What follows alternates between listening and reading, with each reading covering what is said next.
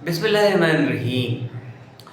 आज हम बात करेंगे बज़ाहिर पुरसुकून मगर ख़तरनाक लोगों पर, यानी अपेरेंटली काम but dangerous people. Carl Jung एक स्विस माहिर नफ्सियात थे और गहरी बसीरत रखने वाले मुफक्किर थे।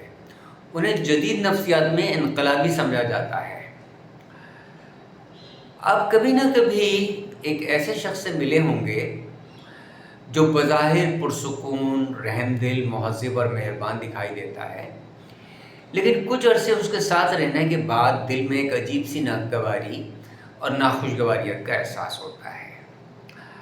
कार्ल यूंग के मुताबिक हर शख्स के दो चेहरे होते हैं, एक वो जो दुनिया को दिखाता है यानी पर्सोना, और एक वो अनकॉन्शियस माइंड में होता है और दुनिया से छुपा होता है।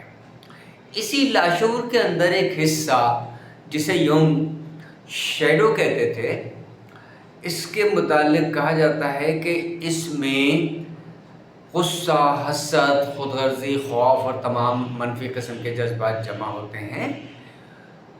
ताहम उस शख्स को यकीन होता है कि ये खुसूसियात उसके अंदर हो ही नहीं सकती, ना ही वो ऐसा है।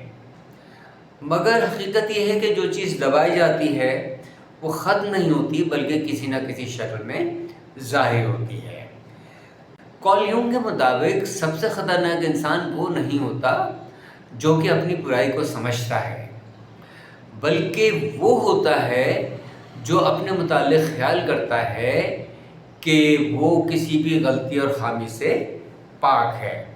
वो अपनी गलती को भी नेकी समझता है, जुल्म को सख्त मोहब्बत करार देता है और सख्त कंट्रोल को तहफ़्फ़ुज़ का नाम देता है।